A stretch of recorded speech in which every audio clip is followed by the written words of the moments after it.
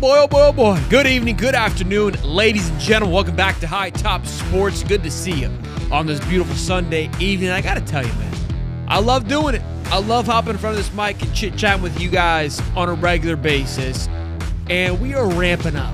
I mean, the hype is here, the excitement is here. You know, I was thinking about it, right? How do you put what we're feeling right now into words? If you could put it into metaphor, what is it?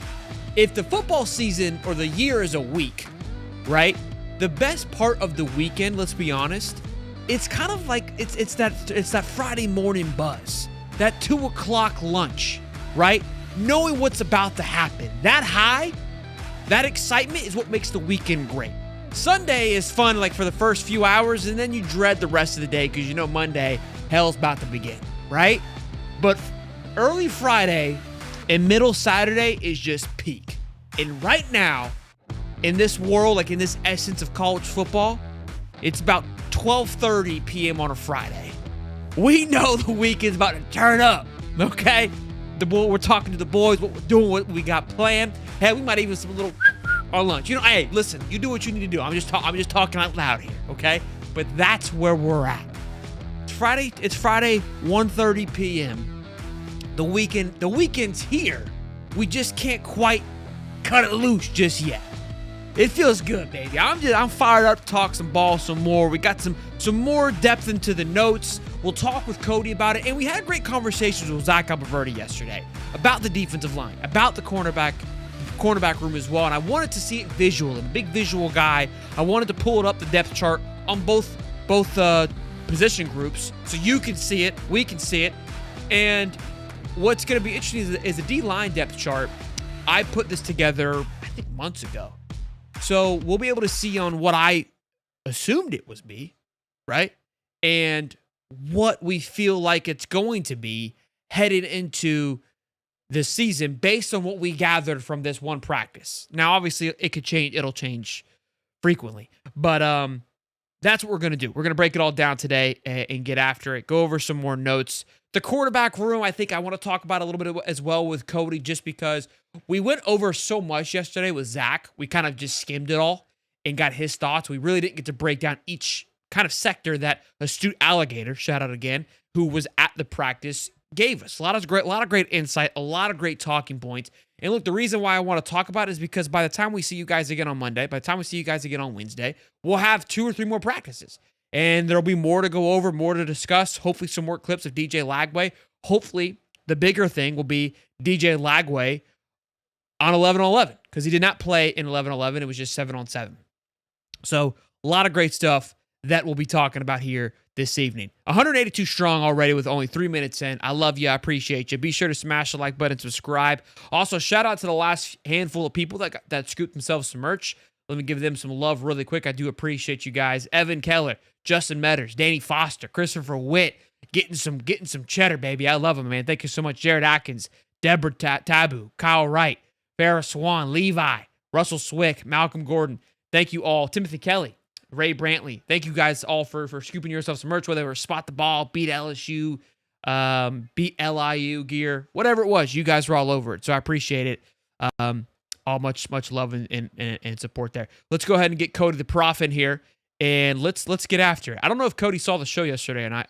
He's been busy with other shows. He doesn't really support Brand anymore. But Cody, good to see you, buddy. Nice finger pick there. You got a fat booger. You got a no. I got bloody nose. Oh, bloody is it clogged right up before the show? Yeah, clogged up. I'm clogged up right now. You got a tampon up there. I love it. Okay. Yep. Can we get a fix on the camera? Yeah, I'm working on it. Okay. Well, we were just discussing here. Astute Alligator had some things to say about this Florida Gator team, and the biggest conversation that we really didn't get into was the quarterback play. And, it wasn't positive. It was very, as it was. This is what he said. Lagway took it easy and wasn't out there for the 11-11 session, but he looked so damn good in 7-on-7. Touch, vision, accuracy, all there. The drop-off after Lagway is severe. We talked about this last night, but I want to get into it some more. Right now, Warner's number 2. Shout out to Aiden Warner. And probably edged out Bailey from what I saw today. He was much better on air, and they were about the same in 11v11 with Bailey having one really good deep ball throw. But there isn't much difference between Warner, Bailey, and Jones, And if any of them, after to start this year against SEC Comp, will have to win a 21-20 type of game. Hopefully Jones can come on strong, more reps in the season. Now, when I saw this, I go, man, I hate this thought process. And I think the only reason why we're talking, I know it's not the only reason, but the reason why we're talking about or even having this conversation is because of obviously Lagway having the issues that he's had. Now, mind you, outside of the hamstring, which kept him out for a game and a half, played through everything. And we learned that he had the shoulder issue the entire season. So he played through it. The guy is proven to be a killer and not be, substitute not playing or obviously with overcoming those injuries. Now, the reason why I bring it up is because we're like, hey, everyone's concerned. Like, what happens if DJ doesn't play? I don't remember back in the day when Tebow played, right? If we were like, hey, what's after Tebow? If there was concern, I'm sure there was. But I went and looked across the league here. I was like, if we're going to do this, you got to back up, Cody. If we're going to do this, if you go look at Texas's room, if you go look at Georgia's room, if you go look at Oklahoma's room, you go look at Tennessee's room, you go look at Alabama's room, Tennessee and Alabama don't even know who's starting, right? So that's a factor. My point of it is I'm not trying to make excuses, but it's not like all these quarterback rooms just have just absolute studs sitting behind them, especially when you have someone like DJ Lagway, who is supposed to be at an elite level, who is a Heisman candidate type of player. There's going to be drop-off. So I say this because I know people saw that and probably panicked, and I know it's going to ensue, like, we're going to be in shambles. Again, from what I saw at the spring game, I'm still riding on that. Those two looked very good, and I think they're going to make strides. Here's my positive, my Disney Gator mindset. If Astute Alligator is going off of that, the point of comparing those two to DJ, then we should be extremely ecstatic knowing the difference of how much more DJ brings to the table. Because I've been to every single spring game since Napier's been there. I've seen it in I think live every single time. And it was the best one that I've been to personally, from just the way that I've said this already, obviously. Yeah. So if this practice showed a massive drop-off between the three quarterbacks, again, I didn't get to see DJ live. That was the one thing I did not get to see. We got an exciting team, Coach. What's massive though? Like, is it? Were they saying like it's? Well, DJ Lagway is DJ Lagway, and all the rest are just mere mortals. Well, we know that already, though. We like that's why we keep banging the drum on this kid's gotta get right. With this health, it's because he makes regular guys that are D1. These guys are D1 level quarterbacks. He makes them look like mere mortals. Yeah, and I think I think the reason why the conversation is higher than ever, the emphasis on it, the point of it, is because Lagway has been hurt this entire time. So we're having to focus on the backup quarterbacks more than we ever have. It's the irony here is, think about last year, is all we cared about was the backup, right? All we cared about was how good the backup was doing because it was DJ Lagway, which is funny. But yeah, we're talking about practice. I asked you this though. In the quarterback room, health-wise, I don't know if there's any other team right now that doesn't have a drop-off, especially in the SEC when it comes to quarterbacks. Go look at Texas backup quarterback. But I feel it's a redshirt freshman. Go look at Georgia's. It's Ryan Puglisi, redshirt freshman coming off an ACL tear. That's their second guy. Their third guy is true freshman, 4-star quarterback coming in because Jaden Rashada left. So you want to talk about drop-off. That's massive drop-off with a quarterback in Gunnar Stockton that has less playing time than DJ Lagway, right? This is a common thing among honestly, who's the best quarterback room and talent-wise probably is South Carolina. Because you got Lenora Sellers and then Aaron Nolan, who was a top-tier prospect just 2 years ago that sat in the Ohio State quarterback room. In all reality, they're in a very good place. We don't know what Aaron Nolan can bring, but on paper, they look really good. Yeah, got bloody nose, guys. Got a bloody nose right before the show. Okay, I did. It was freaking me out too. So I understand. It looks ridiculous. Yeah. Next tangent, I'll run out and I'll clean it out and we'll be good to go. Okay. So next tangent, I do say this though. I do say this though. Yeah. Don't sleep on Harrison Bailey. I mean, that guy was a highly touted 5-star. Started for Tennessee. went to Louisville, won a bowl game, and not just like won it by like 6 points and they ran the ball. I mean, absolutely slung it. I mean, I can look up his bowl game stats, and I get we're saying, it's Louisville and it's a bowl game, but that guy's got more talent around him in the wide receiver room than he's ever had anywhere. He looked And again. I know we're getting a little probably off a well, he tangent looked a here. little lumpy and bumpy at the spring game, and then he turned it on, and he found Dallas Wilson and put on a show. Let's not forget that either. I love how you never disappoint, Cody. Whether it's smashing a bush latte, doing the truffle shuffle, or just a full-blown tampon shoved up your nose, like you never seem to disappoint. Bro. Like you are just, it's unbelievable how 3 years in, you still impress me. Like I just don't know what I'm gonna get. I click the camera on, and it could be buzz cut, Cody. It could be you never know. I thank you for that. Thank you for keeping me on my toes. It's much appreciated. Absolutely. Let's talk about a few things while you look that up. We were having conversations yesterday with Zach Alberverdi. Obviously, we were asking a ton of questions. That's why I kind of wanted to break it down some more today. I felt like we needed to talk about it more because I had so much fun, and an hour went by like that, and I was like, I've been taking a lot of this guy's time. We need to get going. But the cornerback room and safety room, that secondary, has been a question, a conversation piece. And we kind of dived into it a little bit just a few weeks ago. But we finally get a little more pulse to the situation, right? On who's starting where, how are things looking. Devin Moore, Nick Marcinko wrote a fantastic article about Devin Moore and the approach that he's taking to this year. So shout out to Nick Marcinko for getting that interview. But I loved reading it because Devin Moore talked about his attention to detail, understanding that, hey, I've got to be better. I've got to be more available. That's been my biggest issue for this football team was I'm not available. I keep getting injured. He's like, I stay on campus more than I go home. Whether I'm doing blood tests, whether I'm looking at tissue things, stretches, hams, I'm doing everything that I can to make sure that every little story we get from each individual, they're all acting like. You hear about it. Think when we watch the NFL, the Netflix quarterback series, and we see how Joey Burrow and Goff and Kirk Cousins, how they navigate, how they operate, how much attention to detail they're navigating their careers, and why they're able to have such successful careers and longevity is because of that attention to detail. I feel like we have that in all positions right now.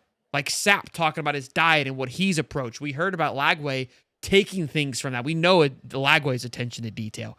We're just getting little nuances from every single one of these players and how much attention they're putting. It fires me up. Like, you're like, oh, well, shouldn't they be doing this?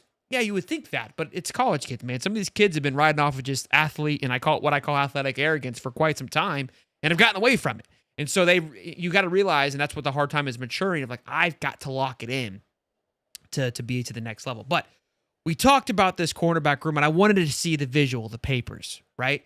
The names and the faces. So Devin Moore and John Johnson are your 1-2 right now. And this is what we talked about. Then you've got Kermani coming into that third spot. And then Ben Hanks was a name that he mentioned being that number 4 guy yesterday, which was great to hear because Michael Caraway Jr. was someone that transferred in. We were probably talking a lot about him being that 4th guy, right? So to see kind of how this cornerback room is going to look, we talked about it. And remember when you and I spoke when we had those concerns? You know what's funny is the secondary chart, I forgot to change the years. It still says 2023. So when I went into this old chart, it had the 2023. That was like the Jalen Kimber, the Jason Marshalls, which was obviously, that was a bad year for him. But I'm looking at this, I'm like, damn, bro, this depth chart was doo-doo, which is what we were talking about. But Devin Moore, Deshaun Johnson, Kermani McLean, all ton of experience playing time. All were huge impact players. And then you go to someone like a Ben Hanks as your 4th guy. Could concern some people on depth, but extremely talented, top 100 recruit coming into this thing. So let's talk about those cornerback rooms, and then let's look at the other pieces, the star position and the strong safety, which will really get us jazzed up here. Absolutely, but real fast. Harrison Bailey against Washington. 16 for 25, 154 yards, 64% completion rating, 3 touchdowns, with a long of 28, and then a QBR of 92.1 for the bowl game. So, I mean, what more do you want? That's the same. That's about the same as what DJ Lagway completion percentage, about 63%. And on top of that, you're throwing to some wideouts that are, Yeah, I not mean, quite the we same talked about level it. of talent. Yeah. Yeah, But they had also, one guy at Louisville. That was a killer. yeah. What's your thoughts on this cornerback room? I really, after looking over, I really went over this past week. I really like it. If Cormani, number one, if Devin Moore can just stay healthy, can he just stay healthy? That's the biggest question. Because if he does, he locks down one side of the field. We know what Devin Moore is, right? Yeah. If Cormani McClain steps up and is what we think he is, then I think this is probably a top 10 defense in the nation. Because look, you have both the corner positions locked down. You have Aaron Gates in the nickel, and then you have your rotation of Stubbs, Castell and Bryce Thornton. That's a dangerous Castell group back. and That's Bryce no fly Thornton zone back there, boys. Yeah, it's no fly zone. Okay, it's the Legion of the Boom. Okay, and plus the linebacker, plus the linebacker crew, plus the linebacker crew that we have. Hey, plus the linebacker crew that we have. I mean, that defensive line is absolutely going to eat. You're going to get probably double-digit sacks from multiple contributors because if nobody can pass the ball, I mean, they're going to get covered sacks. If you put those guys in boxes, it's over. I mean, the front line is going to eat. Instead of the front line making the defense, the cornerback room look good, this is a very good possibility that the cornerback room makes the front line look good. If Cormani McClain can figure it out, that is the biggest question. And Devin Moore can stay healthy. So those two lock it down. Watch out. This is going to be a top 10 defense. Dejon Johnson's a stud too. Let's not forget about Dejon. I mean, the guy had a ton of snaps, played a lot of big minutes. But people are asking about Jameer Grimsley. Zach Alberverdi said, look, he's coming off a ton of surgeries and injuries. So he is behind the 8 ball in that sense and hasn't played a lot. But behind him, you've got Javari Flowers and Onis Kabani, who all came in late. So, we've had our fair share. Jakeem Jackson, somebody, in my opinion, that popped up late. Obviously, he goes to LSU. But these freshman guys that, again, Jordan Castell, a 3-star guy that came in and just made a huge impact. Now, that room was open and had that ability to do that. But there is, again, after Hanks, the drop-off is there in regards to what are we going to get. But I think we're all excited for the talent. And I think because of the front seven will allow for us. I'm really, honestly, there's going to be so many. The LIU game, what I love about it is because it's going to be a blowout. And we're going to get to see a lot of these other pieces out. Again, it's going to be against LIU. But I just want to see these guys on the field. I want to see their comfortability and how they're flowing. And everybody's saying Dejon, and I get that. What the reason we brought Cormani McClain is because he's a lockdown man-to-man corner. Dejon's more of a zone corner. I want two guys that I can stick out on islands and I can blitz.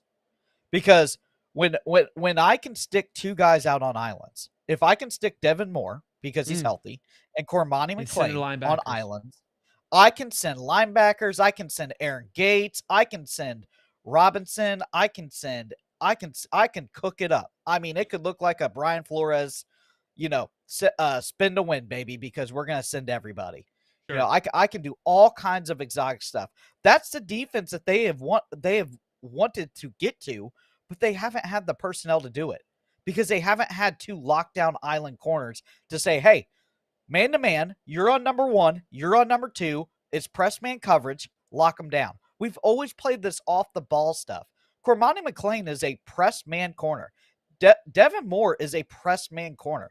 And when you can do that, everybody else is going to flourish. The question is the health, and if Cormani McClain, the 5-star number one cornerback in the nation, at one point can live up to that potential. I think he can. I think that he's put on the weight in the weight room. I think he's dedicated. The question on Moore is the health issue. He hasn't been able to stay healthy, but don't forget, you can slide Ben Hanks in on that other side if Moore does get dinged up a little bit. Ben Hanks set the record over there in Miami and Dade County for the most interceptions ever. with like 14. That I think You- the you safety can't room teach too that. will complement this cornerback room as well, along with Oh, absolutely. the nickel part of it as well. So there's a lot of pieces that it can kind of maybe pick up some of that slack that we're alluding to a little bit with the youth back there. But look, I think you're spot on with those cornerbacks. And when we kind of think about the teams we play, I mean, LSU is going to be, they're going to have some talent on the wideouts. So that one's going to be, you're going to have to approach that a little bit Always. differently. A&M, I don't know. I don't think they're in the top 5 when we think about top wide receiver cores. I don't really put them into that category. I think they've lost a few in the portal. Miami, it's not. I don't think they're as intimidating either. Texas is going to have some talent. That's just who they are. Georgia went and got some talent, so they'll be somebody. Ole Miss, I don't feel like they're going to be as elusive. So my point to that is that I think you're going to have a little. It's going to lean to where you can get away with one-on-one. You're not going up against this an Auburn, right? That's got some just dude after dude after dude. You're not going up against a Florida, right? Like Well, LSU is going to be the best wide receiving core that we see, and the problem with LSU is it's guys we don't know who they are yet. They've just cooked them out of the bayou. They're like 2 and 3 stars, and we don't know who they are, and they're just freaking dudes. Yeah, they have the one guy I can't think of his name that's returned, Anderson, I think, right? Yeah, but it's like Nick Anderson. Yeah, from Oklahoma. Aaron Anderson, Nick Anderson. I think I don't know. I can't remember which one they are, but they also have 2 stars, and their 2 stars aren't normal. Those guys are just freaks. They're all made up people. I don't know who Justin Jefferson's dad is, but he's just out there slinging it. You know what I mean? He's got kids everywhere because they just have a little machine of wide receiver and DBs just popping I think they out take that the DNA value. from the wide receivers when they come through and just slowly start creating little machines. They're just creating them in the laps. Good point from Killshot 999. Kermani comes off the bench and gets a pick 6 last year, and again, that's that ability that what him and Devin Moore both bring to the table. Devin Moore had the big pick versus Georgia. I love the way that they play. They play, in my opinion, like Vernon Hargreaves, where they kind of just sneak around the football field and just attack like a cobra. And that's what excites me about both of those guys and what they're able to do. And then, of course, again, Aaron Gates coming off of his ACL injury. Zach Alberverdi had nothing but positive things to say about him. There was no knee brace, no black jersey, no sleeve, compression, like nothing, and flying around like his head was cut off. One of my favorite players last year. I could not stop talking about him, and I think he'll be one of my favorite. I mean, I love them all, but I'm excited to watch him play. A guy like that is exciting to watch play. And Bryce Thornton's another one. Bryce Thornton's another one that fired me up last year.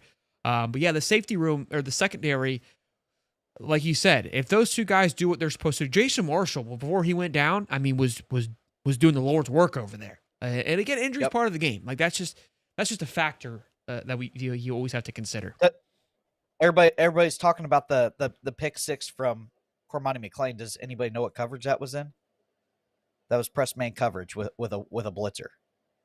That's the only reason he picked that ball off. If he's 10 yards back and if he's playing zone and playing off, playing off. He's not picking that off. He press man in the man's grill. They throw it right to him, and he yanks it and goes. That's what I'm talking about. When you have guys that can play that type of ball, it is a game changer on defense. And when everybody keeps saying like, oh, I'm not sure about the cornerbacks. I'm not sure about the cornerbacks. I'm the most excited about the cornerback. Truthfully, the cornerback room could be the best room on this team. If those 2 guys flourish, like what we think, if they hit their shown, markers the glimpses we've seen, if we could see it be maintained, it's over. It's the best room on the entire defense. It's better than the linebacker room. It's better than the defensive line room. It's better than the safety room. If Moore and Cormani show up and do what they're supposed to do, it is the best room on the defense. And how scary is that? Mr. Baseman says he's late. Can we start over? Are you cool starting over? Yeah, we start over. Yeah, get rid of this. I think the nose pump got me locked in. You think so? It's just kind of like blocked a little air valve maybe, and it's keeping all your thoughts inside.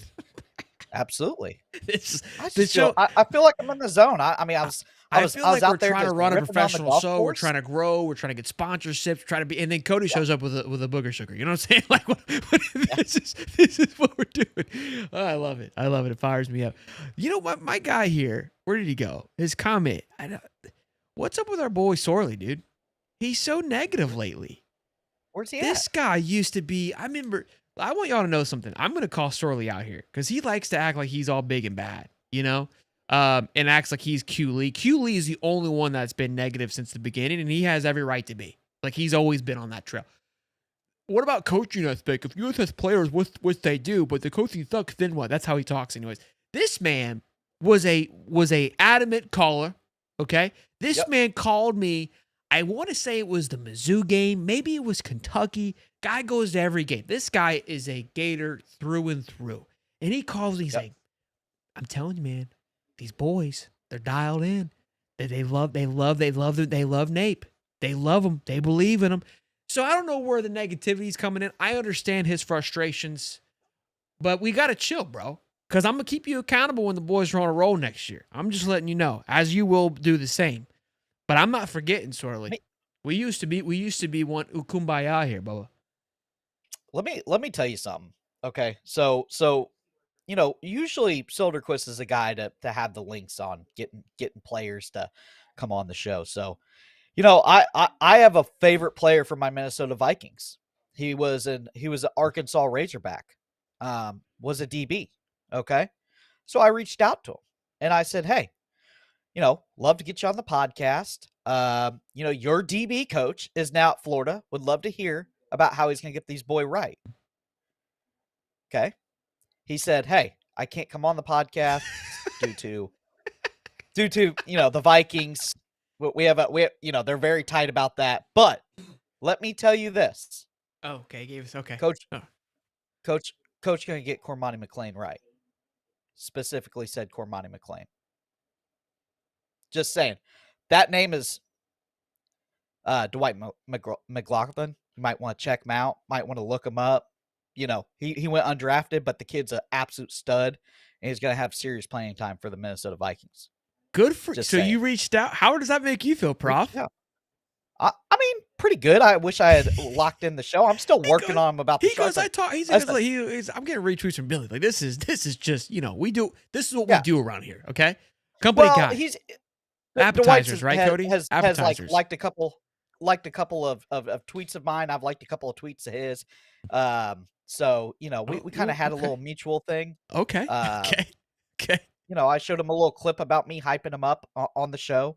And, he appreciates it. He appreciates it. But, yeah, Vikings got that thing locked down. You ain't getting no interviews, okay? So, sorry about that, guys. But, from the guy says, he's going to get him locked. He's going to get him locked in. That was his DB coach at Arkansas.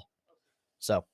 Well, shout out to you. Good works, bud. I mean, I love that. I mean, that's great insight there. Let me couple super chats, man. Shout out to Codes for doing the Lord's work. Boots on the ground there. We got a $2 from X Bush Latte. It's not adding it to the chat. I'm at work. That. Drink one for me, Cody. I'll grab one here in a second. I'm drinking coffee, but I'll grab one here in a second. Eric Tucci, $10. Oh man, $2 says looks like a lot of possibility for pick 6 in that secondary. I mean, based on what Cody just broke down, I think we're gonna be getting down with the get down. You know what I'm saying? Then $5 from Man Rook. I'm putting it all in black. I have faith in Napier. Well, he's not wearing black anymore. He's wearing white again. So maybe we got to find a different color to put it on. But it will be interesting to see. Now Sorley's not saying anything, which is interesting. Maybe he left. I don't know. All right, let's take a look. Let's dive into the defense, the defensive line, which Zach Alberverdi was ecstatic about. That's two of me. He said, "Look, good time to go take out my nose pond." Yeah, go ahead. I'll rant for a minute. $5 from High Top Rook. I was a big Billy hater too. I have my formal apology written out for Billy. I just need to get it to him. I'm sure he's waiting, Rook. I'm sure he's waiting. Boys and girls, 415 strong, 19 strong. Be sure to smash that like button. Let us know how you're feeling. Show some love. Appreciate all the support as of late. We been rocking and rolling. No, Cody had a nosebleed, boys. Okay, Cody had a nosebleed. But we were talking with all right, there. He responded. Sorley responded with $10. So we got to give him some love. He goes, I'll still be at the games, but Napier hasn't proven anything. Look, I think before I get into the defensive line, we're playing a little squirrel brain a little bit. I hear you. And I've given you those I've acknowledged that time after time. But I will argue that look, the last half of the season, things were figured out. Things were flowing. Things were going in the right direction. I still think there were some woes that could have been better, that could have been sharper, right? But ultimately, the thing got flipped. And so that's what I'm riding off of. I'm riding off the last 6 games when it was the easiest time to quit, when it was an absolute laydown where nobody else, the man was being called from his job from everybody. You had ESPN dropping nuggets that there was a $20 million buyout to get him out of town. I mean, if there was a time for that thing for everyone to just go, I'm out, see ya, it was then. And everybody doubled down of like, we're playing for this guy. We're going to make this thing work. Like that's what's huge for me. Defensively, I think that we are the best position we've ever been. I've been saying this because I was excited about Ron last year coming in because of the things he did at Auburn. I'm more excited about him this year. And it's the first time since Napier has been here that we have a coach at every position in the secondary.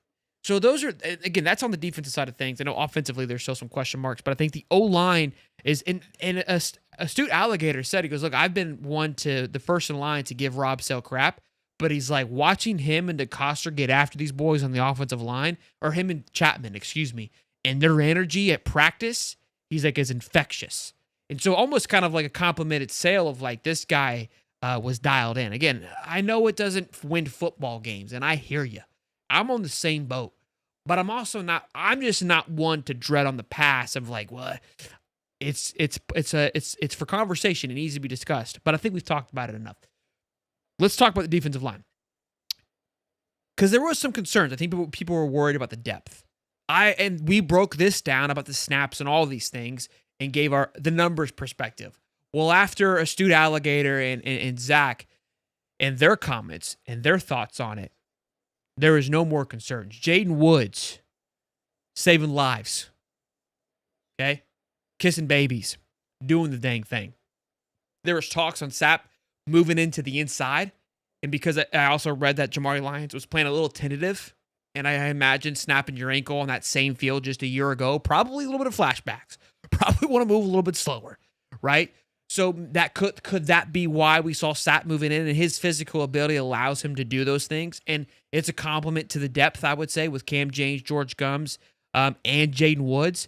I did read that LJ McCray was quiet, which seems to kind of be becoming a little bit of a pattern. He was quiet during the spring game, in my opinion. He's kind of been quiet since he's been here. 5-star guy, ready to knock some socks off. That'll be a name that'll be watched tremendously. I'm hoping it doesn't kind of trend towards a Justin Boone-esque right? That's kind of what it's seeming like, where like there's a lot of hype and excitement, and that it just doesn't really pan out that way. But ultimately, when we look at this depth chart, a name that's not seen here that was talked about in positive light was Tavarius Brown, the 6'7", 300-pound interior defensive lineman. He did say Brendan Bett, who I've been kind of wanting to see and hear about, was meh, were his words, his being Astute Alligator. But ultimately, the feel of this defensive line was extremely optimistic and positive of what is to come for this year. Brian Taylor put on a lot of weight. He's up to 300 pounds. Michael Baror was a name. He put Michael Baror and Jaden Woods as people that impressed him on that defensive front. So those are all great things. And again, Jaden Woods said he was in the backfield almost every single time. Michael Myers-esque, like just you turn around, you think that you're clear, and he's still there behind you, kind of thing. Yeah, here's the thing. Jaden Woods is going to be great in pass cover, in passing downs. I think LJ McCray is going to be the guy for McCray was. That was the compliment on McCray, that he did do good in pass coverage and stepping in and stepping out. That was the compliment to LJ. Okay. Here's the thing. There's not much you can really do, because the thing is, when you're playing edge where LJ is playing, your job isn't to get in the backfield on run plays. Your job is to set the edge and send that running back into the belly of the beast. And the belly of the beast is the center of that defense. Why you don't want him in the backfield. We saw that with Brenton Cox. He was in the Great point. backfield every play. Yeah, Every dude, play was in the backfield. as soon as you said that, I was literally going to that. My head was gonna be like, well, hey, you're right about Brenton Cox, and you said it. Spot on. Continue. Well, me and Bubby went through it with Little League. You know, he didn't make as many plays this last weekend, but he set the edge, and that is so big. That when you're setting the edge, that running back says, okay, he's out there. He's got my offensive tackle pressed up. He's peeking. He can shed him and tackle me. I can't go there.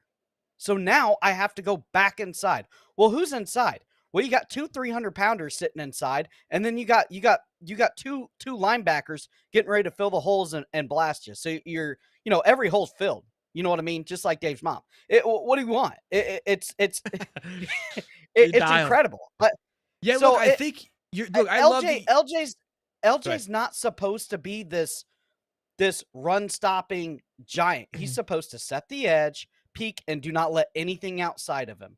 That is a talent that is not going to be speed like. It's not going to flash. It's not going to be like, oh, it's not LJ sexy. McCray is quiet. It's not sexy. I love that you said that because let's be honest, Jack Pyburn, outside of his nature of being loud, when he left, like, we had 3 sacks. It's like, well, his job wasn't to get sacks. His job was setting the edge, dropping back in coverage, and keeping things contained, which he did phenomenally. And so Jaden Woods, you got to think like it reminds me of Harold Perkins' freshman year.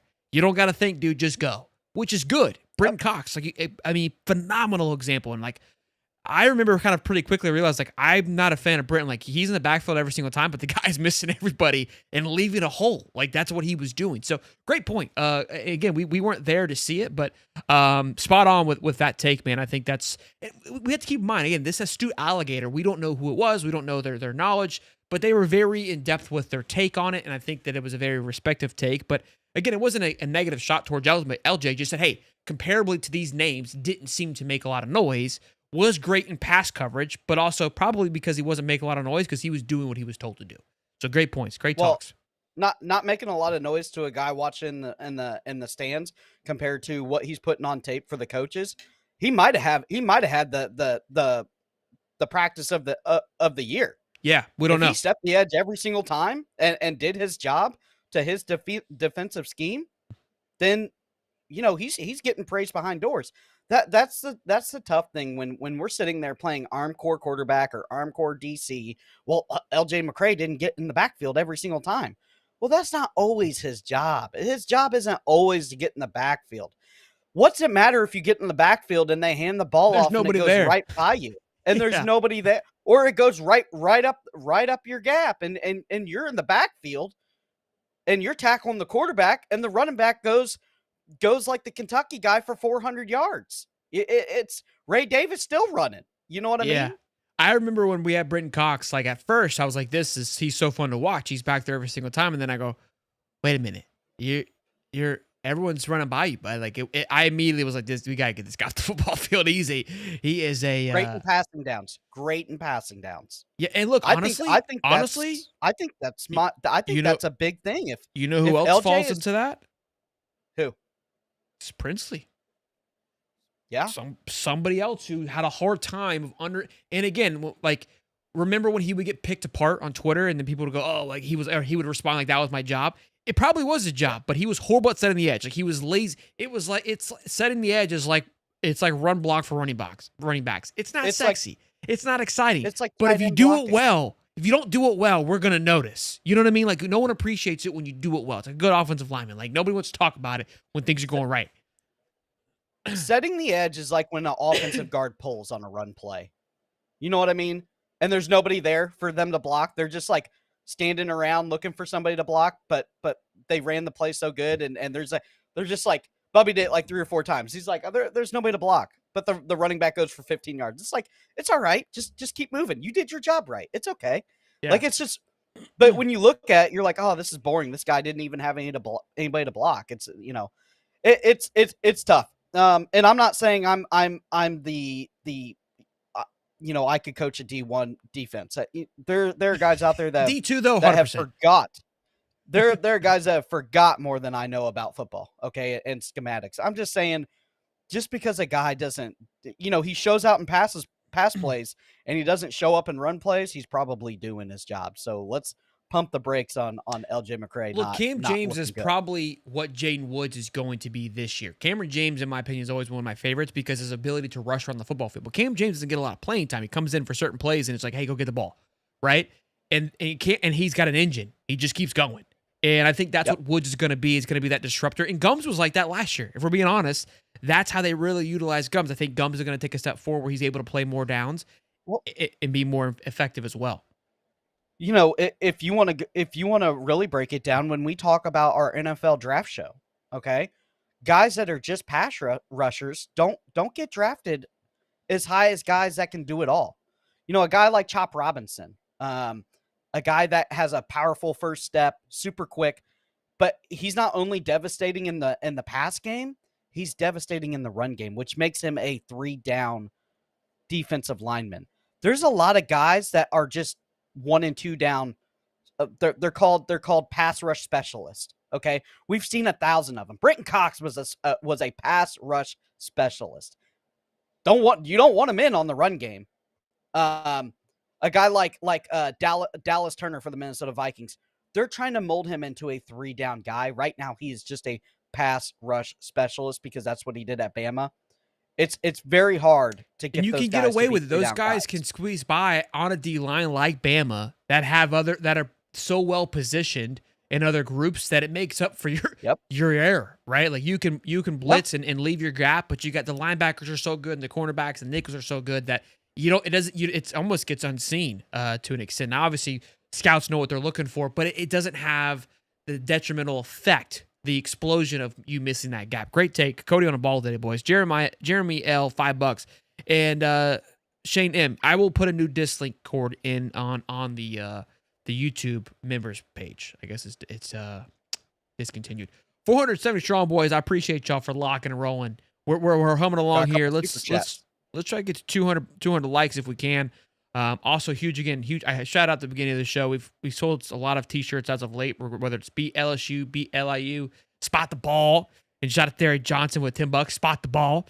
So shout out to everybody who's been supporting the brand. It's much appreciated as always for your love and support. But let me read a couple more notes. I don't have any more graphics for us, but I do want to read a few things. We may have gone over it, I think, but I think there was something that I liked. I talked about, bet and lines were the two things that I wanted to talk about. Taylor and James had really good reps. So that was Cameron James and Brian Taylor, which we were just kind of alluding to as well. The one thing he did not talk about was the offensive, the left side. Wide receiver. Okay, here we go. I didn't see this. The right side of the offensive line did not look bad, but it's probably not going to be a cowbell either. They just need to be solid, which I think we've all kind of alluded to that. We know that that's going to be the right side. Hayden Hansen typically is on that right side. That's where he usually lines up. So I imagine that he could probably help uplift it. I think Damian George is going to be, he's great at right guard. That right tackle position. I don't know if Brendan Crenshaw was, knocking any heads off last year, but he was solid. Like that was what we needed. We just need stability on the right side, and the rest, and we allow the rest of it. Now we can't just be one trick pony and just go left every single time. We've got to be able to go right. But I didn't see that yesterday about that offensive line on the right side. Like I had to me, that's the big question mark. That's the one that I wanted to know about on where we're headed in that direction. On who is, I wish we had said, give me some names on, hey, who is on that tackle position. I assume it's probably Lovett, but that's all we got. And then I don't know. Did you hear? You didn't see the show, but did you hear the quote from the linebackers? What Astute Gator said? I'll say it again for everyone who missed it yesterday. The linebacker core is a bunch of aliens. Pup was back there, moved great. Him, Graham, and Childs are just impossibly big to move the way that they do. Graham stood out in particular in coverage. Good to hear that Pup playing too. Yeah. Well, here's the thing too. Let's circle back to this. Let's circle back to the cornerback room. If the we talk about the linebackers, how great they are. They're aliens. If the cornerback room lives up to the potential, they're the best on the defense. What does that mean? I mean, if the cornerbacks are the best position on the defense, with this highly touted defensive what line, we just talked highly about? touted linebackers. Watch out. Top 10 defense coming. And you know what happens when you have a top 10 defense? Usually you're hoisting a trophy at the end of the year. Look at Ohio State's defense last year and the year Dogs. before. Flying around the field. Dog. Flying around. And when you think about that defensive line, like what was key about or that defense in Ohio State? For me, I think about their edge. What was the white boy's name? Just flying around the field. Oh, they had a bunch of them. Yeah, I mean, but they had the a edge, rotation. the edge guy, I can't think of his name. Caleb Downs, obviously, your nickel, cornerback. I mean, whatever you wanted him to be, he was there. I know they had two first rounders or one first rounder on that defensive line. The entire defensive line went to the NFL. Which 50% of this defensive line, 75% of this meaning Banks, Gums, and Sapp are all going to be NFL bound next year. So you're looking kind of very similar to that as well. But yeah, I mean, just the linebacker core, the jack room, and on that Ohio State, and of course the safety room. Jack Sawyer. I love that kid. That just sounds like a white edge player. But he was a linebacker, I believe. State. He was the linebacker, but he was the Micah Parsons is what I call it, like at that position where it's like the linebacker coming off the edge. But I mean, he was just flying around the football field. He was their identity. I mean, he was. I loved watching him play. He was so fun. Him and Caleb Downs were something special. But again, if you get something like that, again, a Miles Graham, an Aaron Childs, a Pup Howard. I mean, it's Jaden Robinson. You know what makes it doesn't stop. You know what makes that defense so great is they were allowed to play press man coverage. They put their cornerbacks on an island and said, "Listen, you have to hang out there for 4 or 5 seconds because we're bringing the house." Okay, we're stunting, we're twisting, we're bringing guys off the edge. We got the white boy Jack Sawyer gonna feed families out here with sacks. That's the only reason they were so good is because their cornerback play. You have solid cornerback play, you can take a regular defense and make them look spectacular. No, that's question. Why it's so important. Jack Sawyer didn't live up to the hype. I mean, he won a national championship last year and was the heart of that defense. David Street saying he's the guy that cried. Look, I mean, he was pissed because they were putting a pitch in the flag. I love that. Like, that's passionate for your team. Like, right? Yeah, I mean, look, at the same time, on the same voice, like, look, if you don't like it, beat him, right? Like, I do believe that. But I mean, I love the fact that he was ready to fight someone for it. Like, don't just like he was pissed. Like, I'm pissed. He lost to his entire 4 years he was there. I cry every time Permian loses in Friday Night Lights, the movie. Every time. I know what's going to happen. I still cry. It's okay to be. It's all right. It's all right. The ball bounced off the turf. Good movie. Well, I think that's all I've got, Cody. Did you have something else? I know you wanted to talk about the best wide receiver room in the country. We're gonna pump the brakes on that. No nuggets on the wide receiver room from practice. Oh, let me see what I got. Man, I think we had boots on the ground there. At wide receiver, Trey Wilson looked every bit the alpha to me, which is tough because he pulled up with what looked like a mild hammy. It didn't look like anything major, but I'm sure they'll put him on some ice for a bit. But that was about it. Oh, here's an interesting one. Didn't watch secondary a ton, and they were not exactly tested after Lagway stopped throwing so not much to report there. But there was only one coverage bust in the 11 versus 11 period. That's positive. That's pretty good.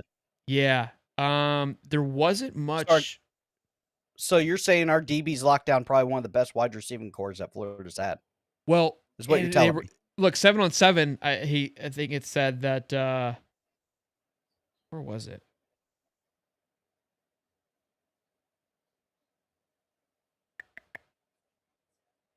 Hard to get a great read on the rest of our receivers during 11-11 because, well, I haven't mentioned the backup quarterbacks. So they're, DJ didn't throw. But the wide receiver room has been complimented the entire time. So sounds like my boys out on the outside had him in a box. Yeah, the recent video that was posted today, Stubbs had a pick from what I could tell. I saw a Onus Kabani jersey out there flying around. Number 9 had a pick. Stubbs, maybe? So there's 2 picks in the video. 2 picks in the video. Had him in a box. Had him locked up. Had him on an island out there, boys. That's what I know. I mean, that's what I know. that's probably one of the best wide receiver cores we've seen in a long time. And you had him locked up like they're Georgia players speeding. Yeah, I mean they were in the pen.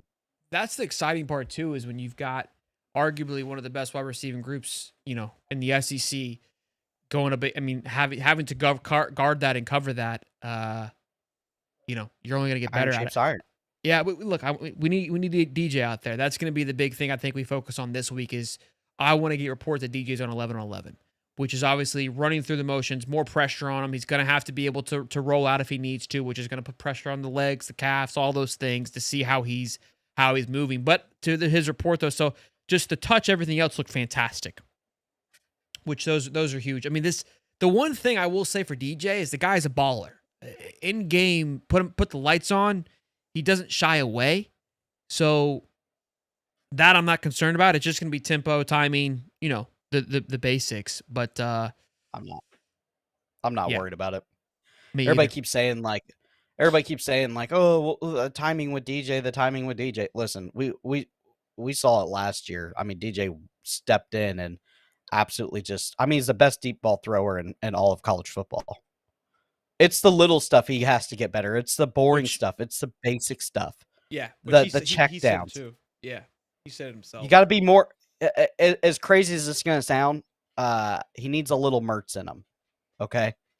As crazy as that sounds. Yeah, no. I mean, we need just a little more. You can't have so many 3 and outs. That's my one bad thing. That's about what DJ AR did not have and didn't even try to have.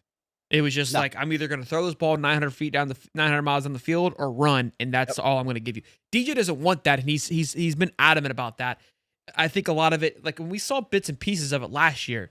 But yeah, if you can get that ball to Eugene, quick little slant, get him some space. I mean, by golly, they're going to do some dangerous things. Mizell too. Mizell's another one. I mean, look, I'm not concerned on the wide receiver room at all. I think there's so much talent there, but we've had talent in areas. And you wonder, I mean, maybe, we love DK. I think he was awesome last year, Elijah Badger. But I think this room is going to be better, be beyond better than those guys. I just want to get this package in the airwaves. Okay. I have sent it, to a Florida member via Twitter.